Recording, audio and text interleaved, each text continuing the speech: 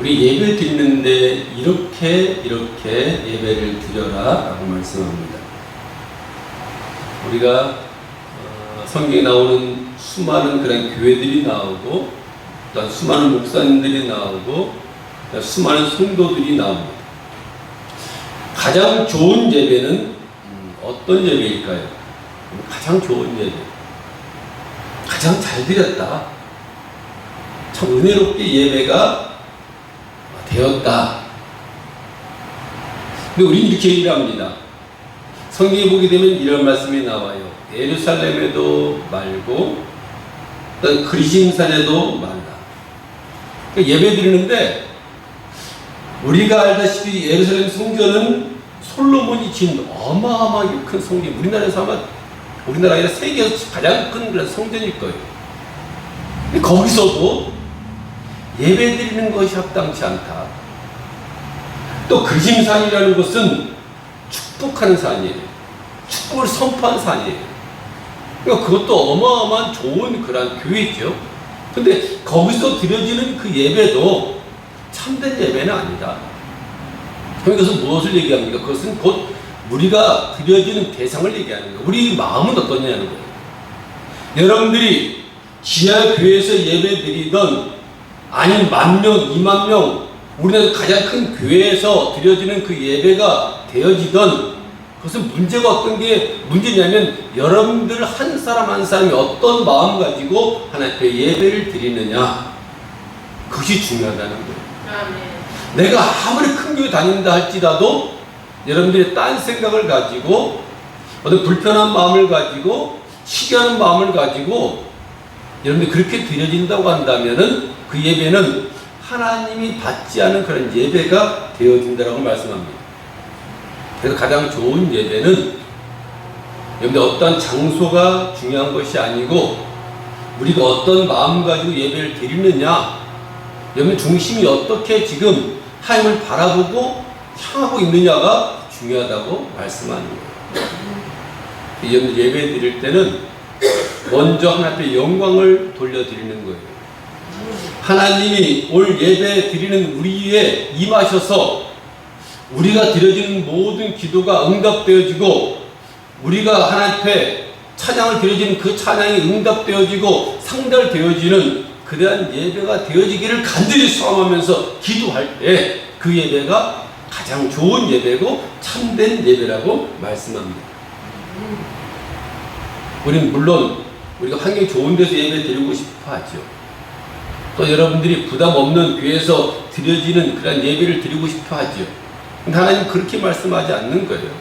여러분들이 어떤 장소일지라도 저 북한의 지하교회, 내가 지금 기도하다가 혹시 만에 하나 저들에게 들키면 죽을 수 있는 그런 상황 속에서도 주님만 바라보고 의지하고 그렇게 드려지는 그 예배, 그 사람의 그 중심을 하나님 받으시고 그 중심에 하나님께서 그래 네가 드려지는 그 예배가 참된 예배고 가장 좋은 예배다라고 말씀하고 있는 거예요. 우리 예배를 드리다 보면 어느덧 우리 마음속에 그런 마음이 생겨요. 습관적으로 오늘 주일이니까 교회 그냥 나가는 거니까 우리가 지금 교회 나가는 거다. 하나 드려왔으니까 우리가 형식적인 그런 예배만 우리가 드리고 그냥 오면 되는 거다라고 여러분들이 생각하고 그렇게 교회 나오는 분들이 그렇게 드리지 말라는 거예요. 날마다 새로운 각오를 가지고 새로운 마음을 가지고 오늘 하나님께 우리에게 주시고자 하는 그런 말씀이 무엇이며 오늘 우리에게 하시고자 하는 그 말씀이 무엇인가를 여러분들이 기대하면서 하나님 앞에 예배를 드려 나가라는 거예요. 이게 어떻게 드리라고요? 예배는 신령과 심정으로 마음을 다해서 여러분들 예를 들어서 여러분들 지금 몸이 굉장히 안 좋아요. 만약에 내일 수술을 해야 돼요. 만약에 여러분들에게 당신 일주일밖에 못 산다고 여러분들 사형선고가 떨어졌다고 합시다. 그러면 그 드려지는 예배는 어떤 예배가 될까요? 하나님, 제가 이제 일주일밖에 못 산답니다. 제가 내일 수술을 받는데 이제 잘못하면 제가 죽을 수도 있습니다. 하나님, 제가 예배 드릴 수도 이제 없습니다. 그때 여러분들 마음이 지금 앉아있는 그 모습에서 어떤 마음 가지고 예배를 드리냐 말이에요. 간절하잖아요. 일주일밖에 못 살아요, 하나님. 저 내일 수술 받아요. 잠깐 깨어나지는 못해요. 그러면 그 기도는 여러분들이 평생을 살아가면서 앞으로도 이런 기도는 드릴 수 없고 후에도 드릴 수 없는 이러한 기도를 하나님 앞에 드리지 않겠냐는 거예요. 진솔한 기도가 드려지고 진솔한 예배가 되어지지 않겠냐는 거예요. 하나님이 영이시니 예배하는 자가 신령과 진정으로 예배하라. 영적인 예배를 드려야 된다는 거예요. 오늘 하루 와서 그냥 떼고 간다 식이 아니라 그런 목적을 가지고 나와야 되는 거예요. 자녀의 문제가 된 자녀를 문제를 위해서, 교회의 부흥이라면 교회의 부흥을 위해서, 또 여러분들의 문제가 있으면 여러분들의 문제를 위해서, 남편이 아프다고 하면 그 남편의 아픈 문제를 위해서, 자녀들 힘들어하면 그 자녀들의 힘든 그 모습을 가지고 나와서 오늘 하나님은 기회가 없으니 하나님 이 기도에 응답해 주옵소서라고 예배 드리며 찬양하며 기도하는 거예요. 기도를 왜 하냐고 했어요, 제가. 기도는요, 여러분들이 내 힘을 할 수 없으니까 하나님이 대신 해 주옵소서. 능력이 많으신 하나님, 전지전능한 하나님, 무소부지하신 하나님, 그 하나님이 이 문제를 해결해 달라고 저 앞에 나오는 것, 그것이 기도인 거예요. 엉뚱하게 찾아가지 말고요. 하나님 우주 만물을 창조하셨잖아요. 모든 신들은 여러분들 하나님이 지배하는 신들입니다. 이 땅에 있는 그 어떤 것도 하나님이 능가하지 못해요. 하나님이 이 지구가 있기 전부터 계셔서 우주 만물을 창조하시고 나무 하나, 풀 한 폭이 우리 머릿속으로 새신다고 말씀했으니까 그 하나님 앞에 여러분들이 신령과 진정으로 예배를 드려야 돼요. 우리 피조물입니다. 하나님 우리 만드신 존재, 우리 그 앞에 마음을 다하고 중심을 다해서 드려지는 그런 기도가 되어져야 돼요. 우리는 드려짐에 있어서 어떤 기도를 해야 되냐면 신령과 진정으로 드려야 되는 거예요. 그러니까 찬양도 그렇게 드려야 되는 거예요. 신령과 진정으로 그렇게 불러야 되는 거예요. 그냥 연차는 주님의 이렇게 드려진 것이 아니라 마음을 다하고 중심을 다하고 생명을 다해서 그렇게 드려지는 그 기도가 돼야 되고, 그런 찬송이 돼야 되고, 그런 중심으로 드려지는 그런 기도가 되어져야 돼요. 기도를 신령과 진정으로 하나님 앞에 그렇게 드려야 합니다. 아깝잖아요, 시간들이. 그 시간들이, 하나님 앞에 드려진 시간들이 아깝지 않습니까? 그래서 여러분들은 드려질 때 어떻게 신령과 진정으로 마음을 다해서, 중심을 다해서 찬양할 때도, 기도할 때도, 말씀을 들을 때도 이 한 시간, 채하게 한 시간도 되지 않습니다. 그 한 시간만큼 깨어서 그 말씀을 경청을 하고 하나님 앞에 찬양을 하고 근데 기도를 하고 그렇게 예배를 여러분들이 드려져 나가요. 하나님 어떠한 사람을 만나주십니까? 하나님은 영이시니 하나님을 만나주시는 제사를 우리가 드려야 돼요. 하나님 영이라고 하잖아요.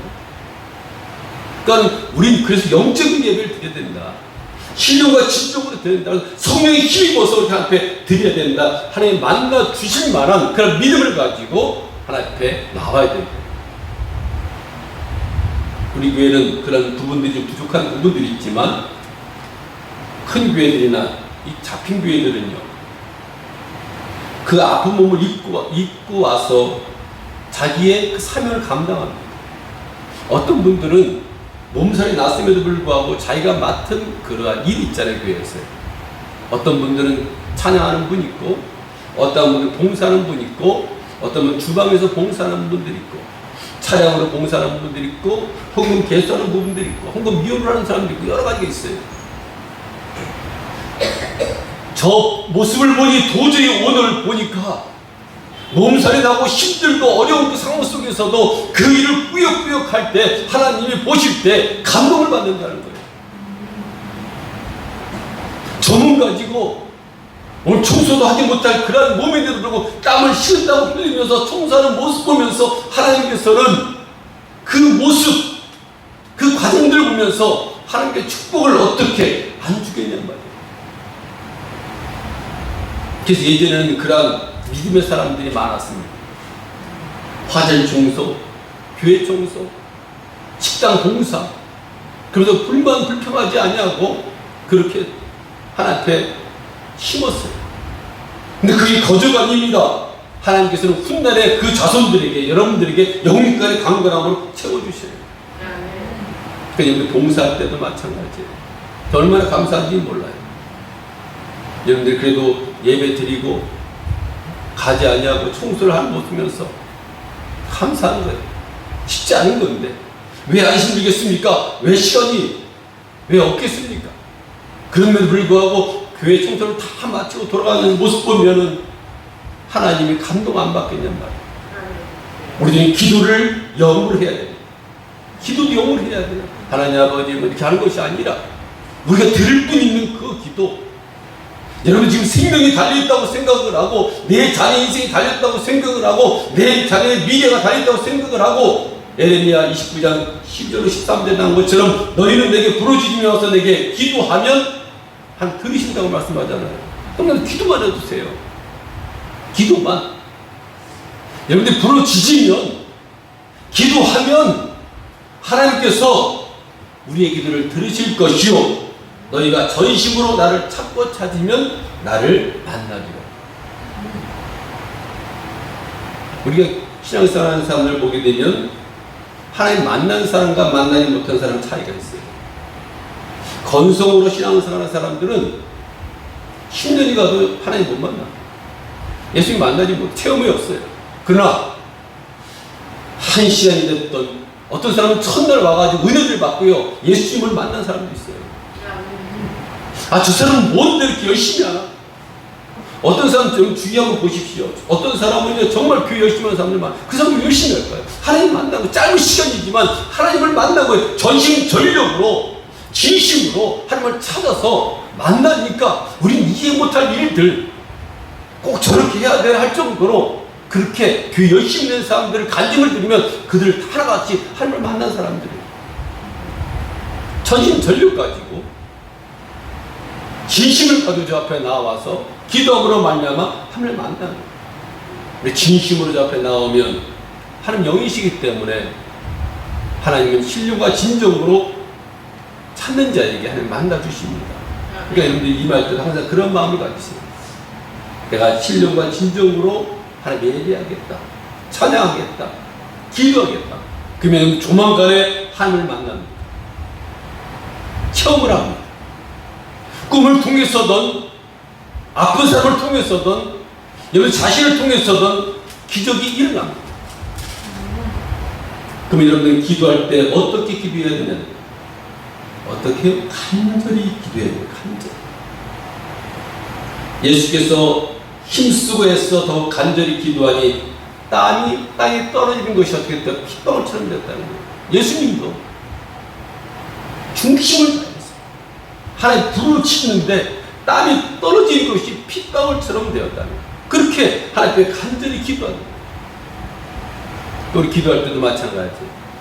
좀 중심을 다해서 목적을 분명히 두고 교회 부흥을 위한다면 교회 부흥을 위해서 한 영혼을 위한다면 한 영혼을 위해서 그리고 여러분들 또한 기도할 때 지금은 무릎들이 시원치 않지만 옛날 분들은요 무릎 꿇기도 했어요. 무릎을 꿇게 되면 중심이 잡히잖아요. 스데반 집사가 무릎을 꿇고 크게 불러 가로되 주여 이 죄를 저들에게 돌리지 마옵소서 하고 자니라.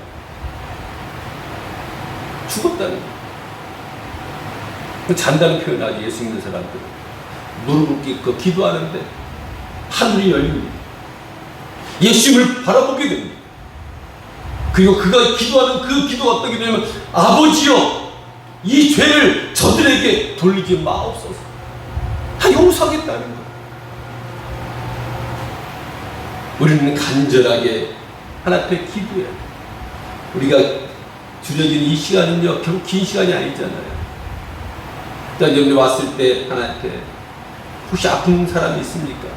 친족 간에 아픈 사람이 있으면 여러분 간절히 기도하시오. 그러면 하나님 만나주십니다. 우리 그런 가정 많잖아요, 주위에. 예수 믿는 사람들이 그런 가정 많이 하잖아요. 그런 간증들이 여러분들의 간증이 되기를 간절히 축원합니다. 또 찬송을 우린 영으로 해야 합니다. 시편 103편 1절을 보게 되면 내 영혼아 여호와를 송축하라. 내 속에 있는 것들아 그 소원을 송축하라. 뭐 어떻게 하라고요?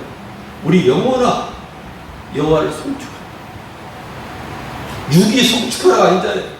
우리 영혼이 하나님 앞에 찬양을 드리라는 거예요. 또 영적인 찬양을 하는 거예요. 찬송을 영으로 하라는 거예요. 우리가 찬송을 영으로 하면 악신이 떠납니다. 질병이 떠납니다.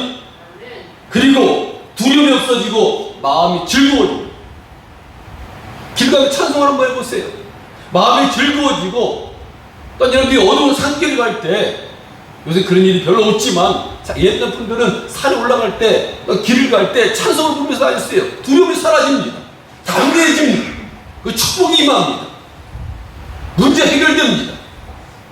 하나님 영광이 우리에게 임합니다. 찬송을 많이 하세요. 시간 날 때마다 툭 여러분 생각나는 찬송이 있을 거예요. 우리는 하나님을 믿는 믿음의 사람이기 때문에 우리가 직분을 하지 말고 우리 직 다 있잖아요. 권사니까 뭐 장로니까 목사니까 우리 그 직분 가지고 일하지 말고 성도이니까 믿음으로 합시다. 주의를 사람 보지 말고 우리가 믿음으로 그렇게 해나갑시다. 우린 영으로 찬송해야 합니다. 눈물을 흘리며 손을 들고 신령과 진정으로 최선을 다해서 영으로 찬송하면 하나님이 받아주시는 거예요. 우리 부모를 섬기면서도 마찬가지잖아요. 자녀들이 건성건성으로 하면요 부모 알아요. 부모님은요 자녀들처럼 지금 나한테 하는 것이 건성건성 하는구나. 마음이 없는데 그냥 억지로 하는구나. 그러나 우리가 마음을 다하고 중심을 다하고 부모를 정말 사랑해서 섬기는 그 섬김은요 부모들이 알아요.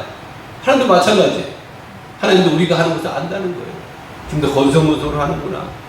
그러면 네가 나를 사랑해서 하는구나. 이것을 안다는 거예요. 또한 사랑을 우린 영으로 해야 합니다. 요한일서 3장 18절에 보게 되면 자녀들 우리가 말과 혀로만 사랑하지 말고 오직 행함과 진실함으로 하라고 말합니다. 우리 혀끝으로 하지 말라는 거예요. 사랑해 이렇게 하지 말라는 거예요. 자녀들은 부모가 자녀를 사랑하는 걸 압니다. 진심인 걸 알아요. 자녀들이 부모를 사랑하는 것도 혀끝으로만 부모는 알아요. 건성으로 하는 게 압니다. 그래서 혀로만 사랑하지 마라. 중심으로 사랑하라. 진심으로 사랑하라. 정성을 다해서 그렇게 사랑하라는 거예요. 우리 성도가라도 그렇게 사랑하라는 거예요. 또한 용서를 영으로 하라고 말합니다. 마태복음 18장 35절을 보게 되면 너희가 각각 중심으로 형제를 용서하지 아니하면 내 천부께서 너희에게 이와 같이 하시리라. 용서하는데도 나 다 용서했어 이렇게 하지 말라는 거예요. 우리 중심에서 우리 미워할 사람들 얼마나 많습니까? 어떤 상처받습니다. 형제간에 상처받고 이웃간에 상처받고 성도간에 상처받습니다. 근데 우리가 용서하는데 난 그 용서했어가 아니라 우리 중심에서 용서하는 중심에서 정말 중심에서 또 성도를 바라보는 관점도 우리가 이웃을 바라보는 관점도 목회자가 여러분들 바라보는 관점이 어떤 관점인지 압니까? 하나님 말씀을 받은 자잖아요. 그러니까 사랑을 줄 자라고 생각을 하는 거예요. 사랑을 받으려고 하지 않아요. 어떨 땐 모함도 맞습니다. 어떨 땐 말도 아닌 거 가지고 트집 잡습니다. 그래도 하나님 우리에게 사랑을 주셨으니 나를 위해 시대가 돌아가셨으니 이제 그들에게 사랑을 주는 일만 남았기에 그거 조금 소원하지 않아요. 용서할 이유가 있습니다. 하나님 명령이에요. 내가 하기 싫어도 하나님 용서하라고 했어요. 내 이웃을 내 몸같이 사랑하라고 했어요. 하나님 명령이기 때문에 우리들은 내가 싫으나 좋으나 우리 하나님 명령에 이끌려서 우리는 형제를 사랑해야 돼요. 이웃을 사랑해야 돼요. 부모를 공경해야 돼요. 그럼 우리 허물도 어떻게 된다고요? 하나님이 덮어주시고 우리를 용서해 주시고 우리 용서하지 않으면 하나님 우리 용서하지 않으세요. 내가 누구 미워하는데 그 사람 용서하지 않으면 하나님 나의 잘못을 용서하지 않으십니다. 그래서 여러분들은 먼저 이웃을 용서해야 돼요. 그들을 사랑해야 돼요. 기도할 때 아무에게나 혐의가 있거든 용서하라. 그래야 하늘에 계신 너희 아버지께서도 너희 허물을 사해 주신다. 저를 미워하지 마세요. 잠시 잠깐 주님 만납니다. 아무리 여러분들을 해하고 미워하는 사람이 있을지라도 그를 용서하세요. 그를 축복하셔야 돼요. 용서하고 축복을 해야 합니다. 로마서 12장 14절에 보게 되면 너를 핍박하는 자를 축복하라. 저주하지 말라는 거예요. 저주하잖아요. 그러면 그 저주가 여러분에게 돌아옵니다. 구역을 당한 줄 축복하라고 말합니다. 주위 사람들이 막 뭐라 그래요. 목회자가 막 어떻다고 말을 해요. 정말 애매한 그런 고난을 받기도 해요. 근데 그렇다고 그들과 논쟁하지 말라고 축복하라는 거예요. 교회 와서 하나님 저 영혼을 축복해 주옵소서. 주님이 나의 죄를 위해서 십자가에 죽으셨던 것처럼 주님이 나의 죄 때문에 죽은 거예요. 죽은 것처럼 나도 하나님 저들 사랑합니다. 저들 축복합니다. 저들이 아무리 나에게 악을 대할지라도 하나님 저들을 복을 주시옵소서. 아프지 않게 해주옵소서. 건강하게 도와주시옵소서. 어디 가서든 신앙생활 잘하게 해주옵소서 하면 그것이 훗날에 나에게 복으로 임하게 되어지게 되고 내가 잘 되고 우리 자녀가 잘 되고 교회가 잘 되는 그런 축복으로 임하게 되어진다는 거예요. 여러분 절대 우리 믿음의 사람끼리는 보복하지 마십시오. 보복하지 말아요. 어느 목사님이 그랬답니다.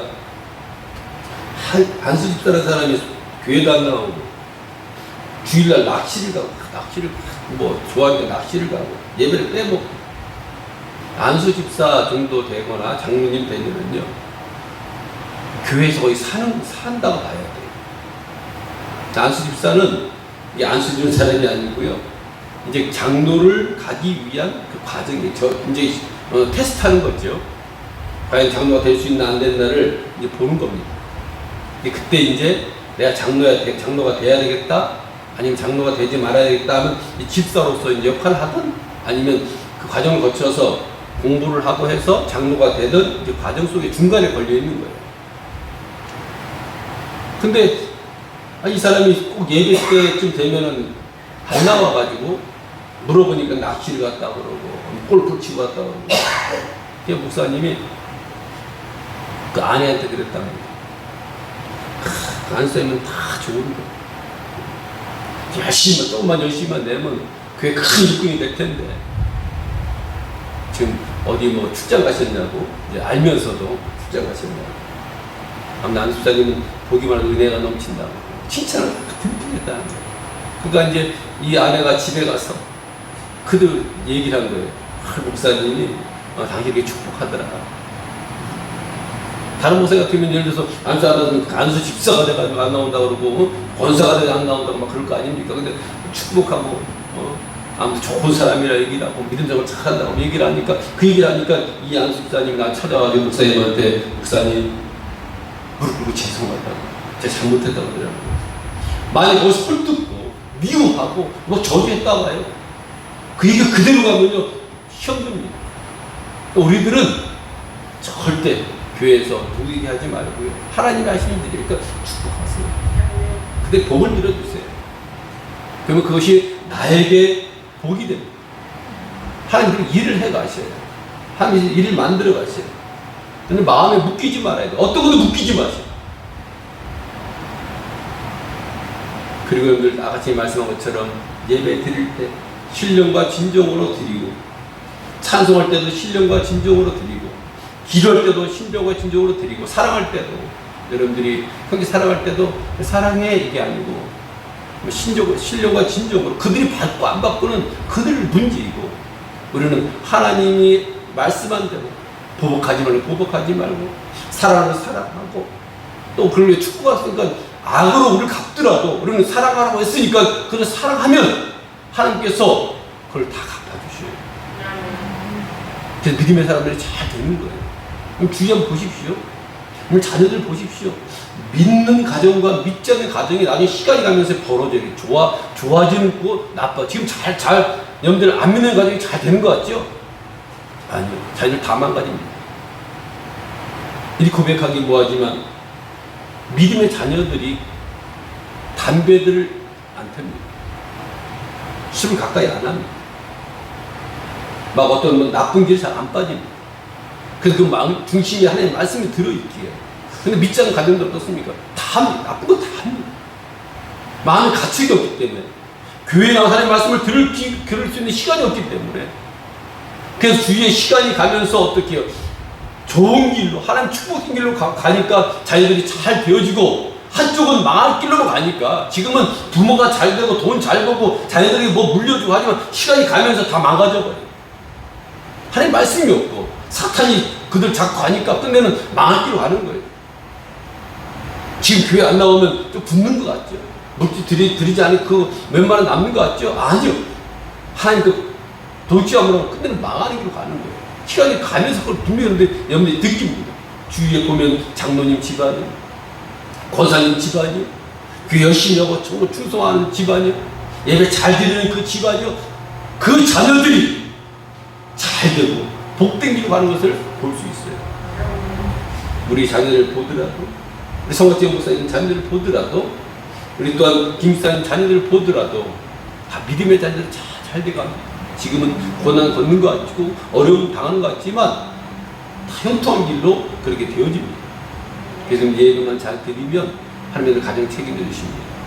기도만 잘만 드리면, 여러분들 상음만 잘만 하면, 찬송을 여러분 중심을 다해서 하면 하나님께서 나머지 부분들은 다 책임져 주시고 형통한 길로 열어주십니다. 여러분들 그래서 하나님 앞에 정말 기적을 체험하는 그런 삶을 살기를 간절히 축원드립니다. 기도하겠습니다. 하나님 아버지